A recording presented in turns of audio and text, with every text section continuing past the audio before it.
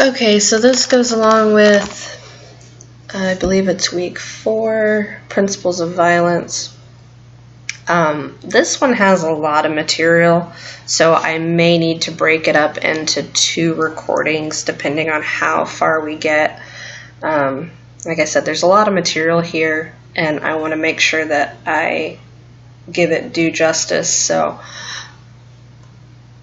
we'll see how we do. So there's some basic principles when we talk about violence. And the first is that violence and the threat of violence are ultimately forms of power. That is the defining principle. Violence takes place within the context of the social forms or structures in which we live. So violence is a form of power that is an instrument for the maintenance of social structures within the society. Violence also occurs as an act of rebellion or as an instrument or expressive response to social structures that may be deemed unfair.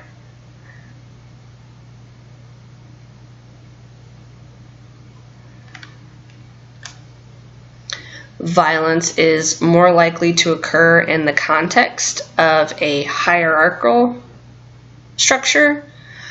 In all hierarchies, such as systems of stratification, violence occurs because those social structures are fundamentally based on exploitation. And an exploitive relationship, by definition, creates a differential of benefits and commitments of those involved. So there's always going to be somebody on the bottom, and the one on the bottom is usually the one that's not treated well. As a result of this inequality of benefits from the relationship, there is ultimately a need for coercion to maintain them. So why, if you're the guy on the bottom end of the totem, why would you agree to stay there? If the guy on the top is benefiting, what can he do to keep that relationship the same? More than likely, he's going to use violence or the threat of violence in order to maintain that power.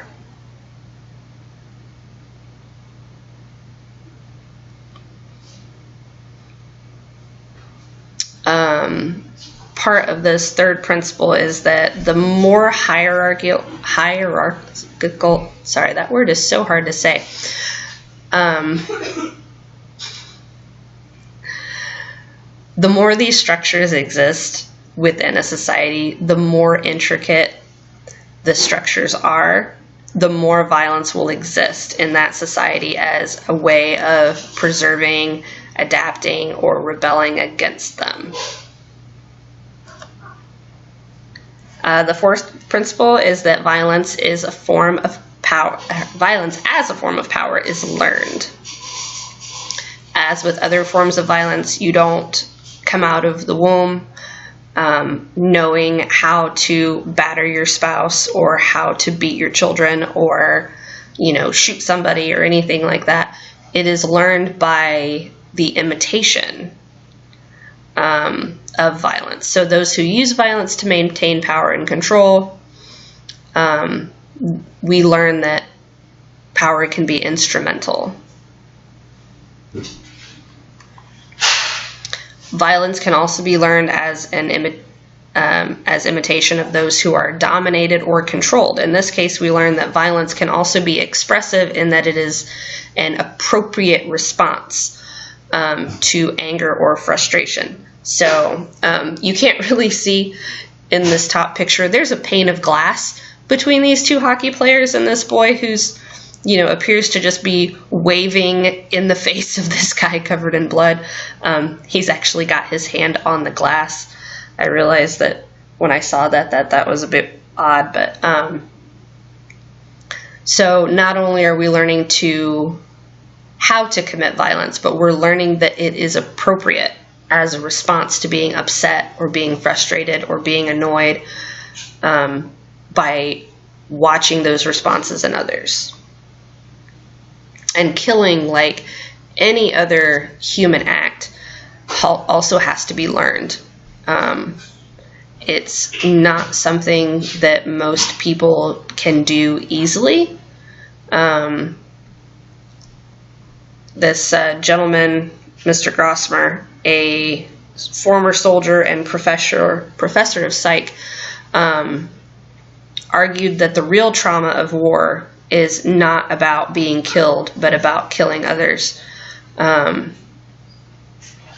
Having spoken to a great deal of people who've been in combat situations, I would say that is probably definitely the case.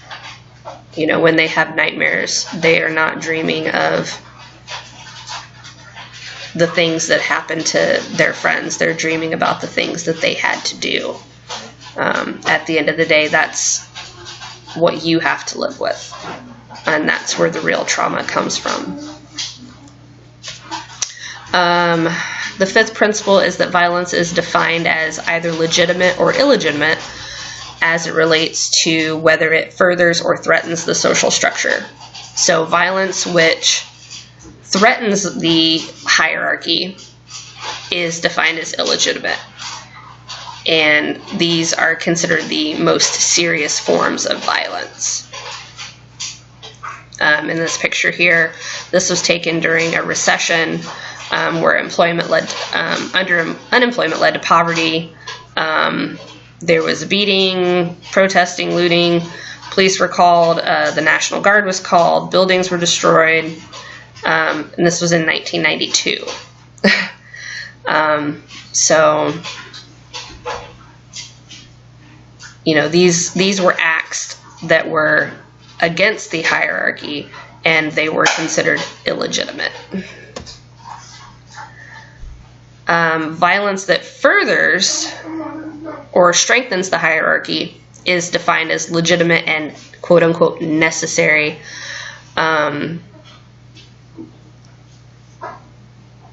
In 33 countries, it's actually against the law to physically harm your child.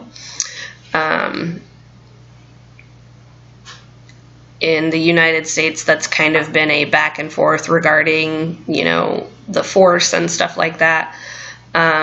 This middle picture here, these are British police in riot gear, along with protesters. This was in 2009. And then on the bottom here, you see a gentleman pulling up a African-American slave on the boat ride over to be sold as a slave. So part of this last principle is that those who are more powerful in society have the greater ability to commit violence. And that the violence that they commit is more than likely going to be defined as legitimate and not a problem. So, for instance, in 1945, the dropping of the atomic bomb in Hiroshima, it killed 90,000 within 5 days.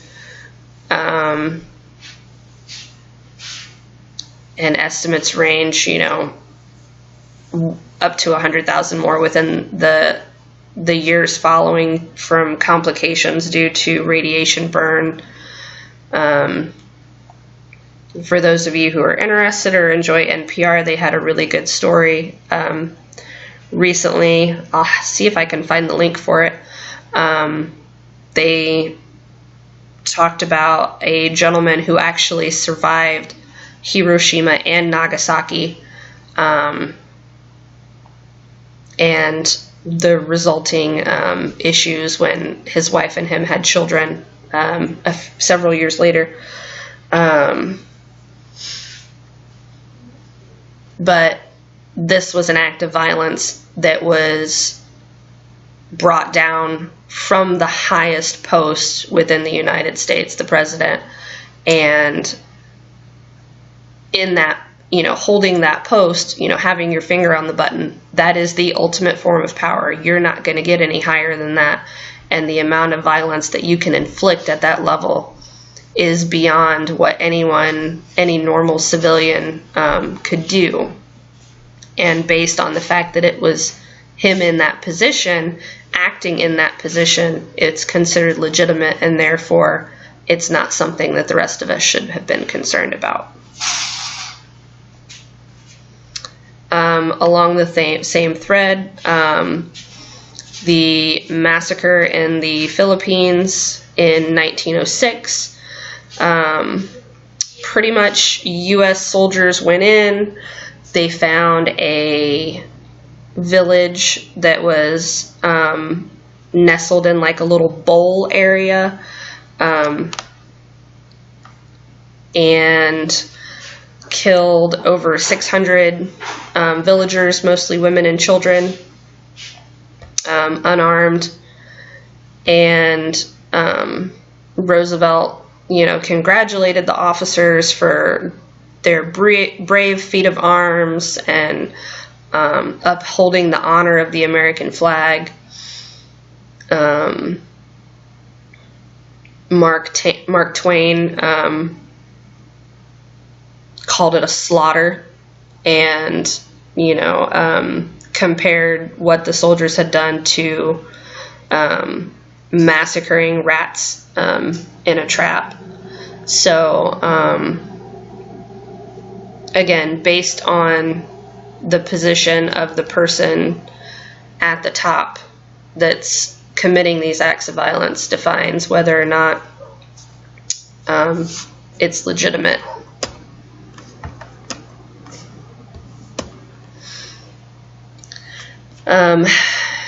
More stuff related to that. The Contras in Nicaragua. This was a outright violation of international law. Military dictatorships, private militias, death squads, El Salvador and Guatemala in the 1980s. The use of the use of death squads in Iraq.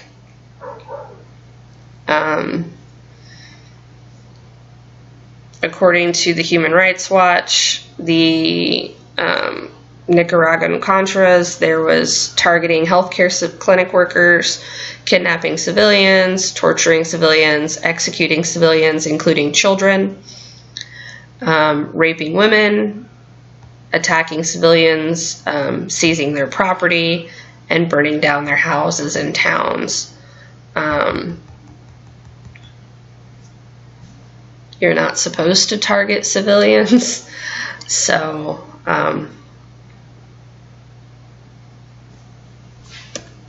but again, if it's coming from a position of power, there's not really a whole lot of people that are going to say that it's not okay.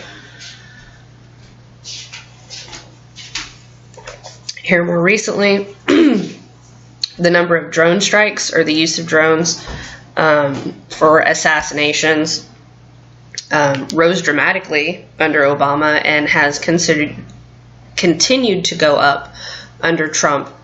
The first two strikes happened on Obama's third day, and the second hit the wrong house, killing the guy's entire family, including 3 of his children.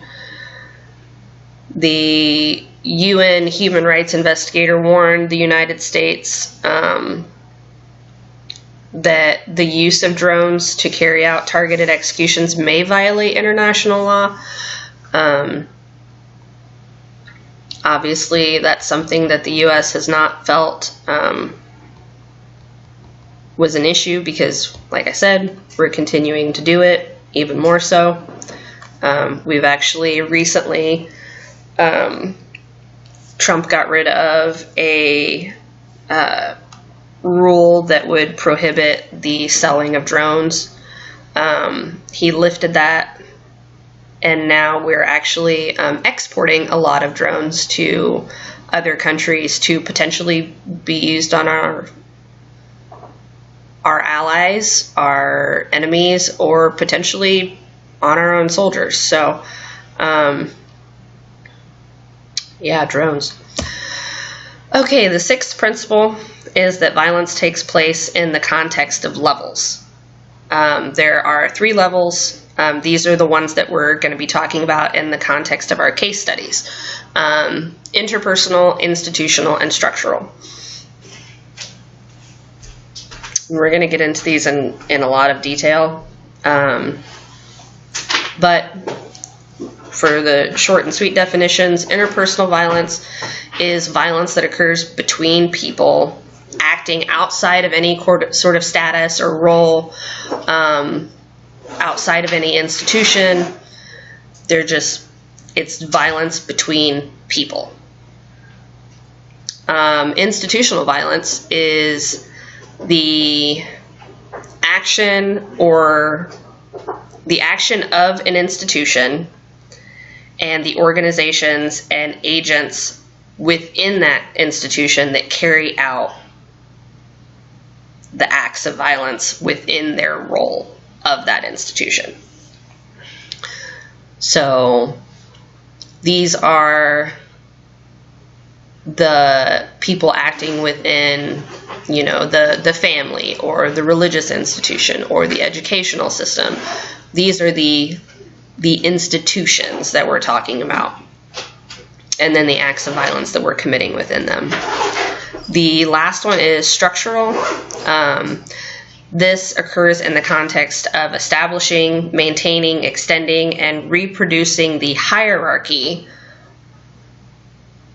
between societies and within societies. So this is the system of stratification that keeps those at the bottom in order to benefit the people at the top.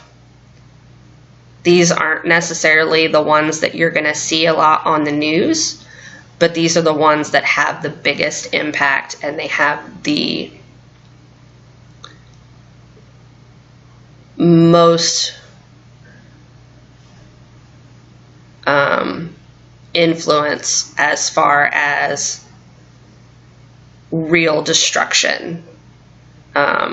There's a lot of victims in structural violence where interpersonal violence is generally one-on-one. And these overlap. So if you think about it as kind of like this little Venn diagram, when you have structural violence overlapping with interpersonal, that can be a thing. I mean, it gets very complicated when you try to define how the things overlap, but just know that they can. Again, I don't expect you guys to be able to define the overlap, but if you can go through here and read through and know that it does change it a little bit. Okay. So as we move from interpersonal to institution to structural, the scale and scope of violence increases. As I said, interpersonal is generally one-on-one, institutional is a little bit bigger, and then structural is a lot bigger. All of these are connected. So the structural violence, where you're at in the hierarchy within the society, affects how often or the likelihood that you're going to be involved in institutional violence, which also affects how often or how likely you are to be involved in interpersonal violence as well. So violence begins at the structural level. This allows us to victimize others, or what allows us to victimize others is our ability to think less of and separate ourselves from those that we victimize. That is so important. Please remember that. The only way that we're able to victimize other people is to think of them as less than us and to separate ourselves from them. Those who are victimized at the structural level from birth are more likely to be victimized in the institutional level, like I said, and then the violence manifesting itself at the interpersonal level.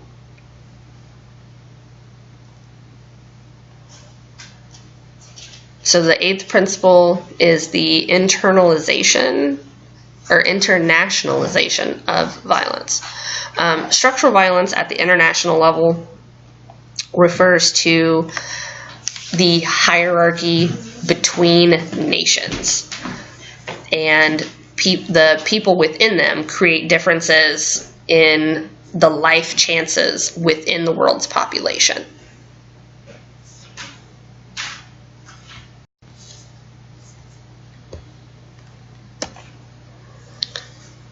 So institutional violence that occurs internationally is usually in the state, economic, and religious arenas. And then interpersonal violence internationally is the most likely of the 3 types to be considered violence.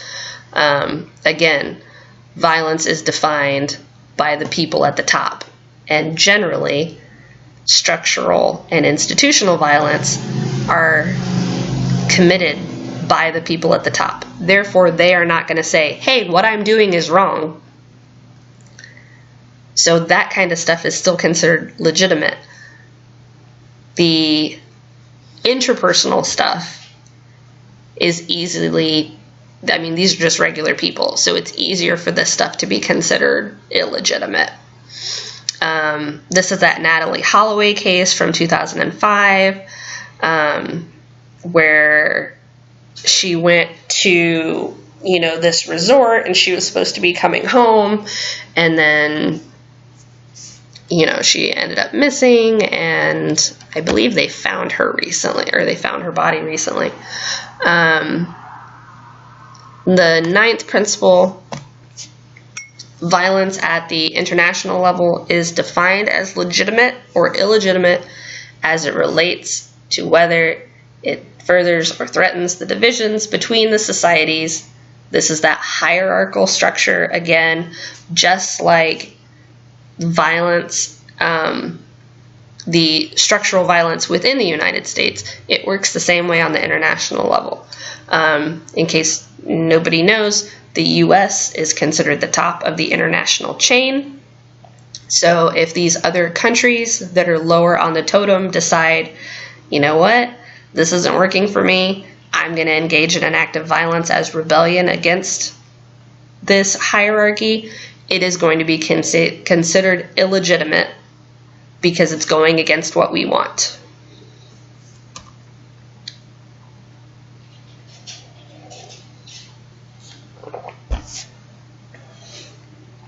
Sorry, I'm hoping to get through this, but I feel like I'm starting to lose my voice.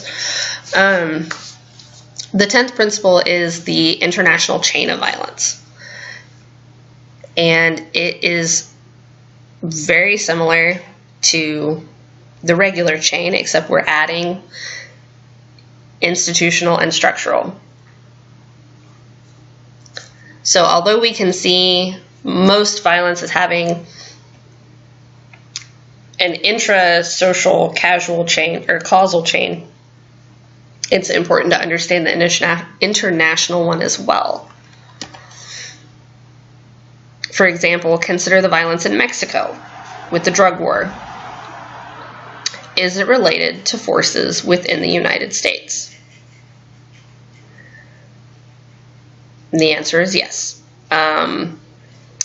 The drug war in Mexico is almost a direct result of the war on drugs within the United States. The fact that we are making everything illegal raises the cost of drugs, making it more profitable to get them in here because there's more money to be made. which means the people that are making it, the people that are smuggling it, the mules and stuff like that, the gangs associated with it in Mexico, the money to be made is so much higher because of our war on drug policies within the United States. In the pictures here,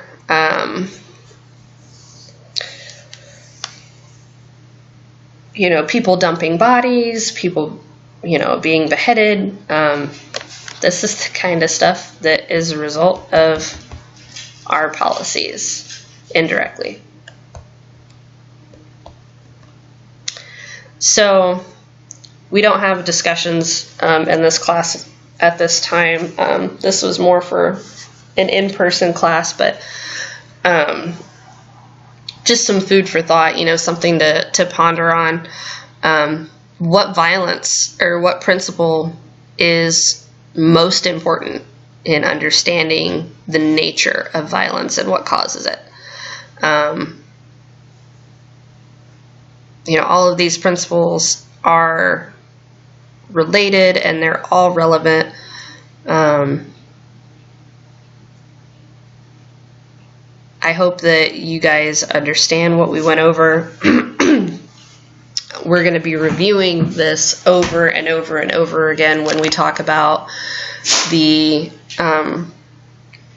spheres of violence individually, relating it back to the hierarchies, relating it back to the stratification. But these basic principles are going to help you understand everything that we talk about from here on forward. So if you have questions, please post them to the discussion board under content questions. I will address questions as needed, either through the discussion board, or if I need to record a response and post it, I will, depending on how much clarification you guys need. I know the text can be a bit wordy. I'm in the process of trying to find a different text for when we offer this course again. This is the first time it's been offered in a couple of years, but based on the amount of interest, I'm assuming that this is going to become a regular feature on the rotation.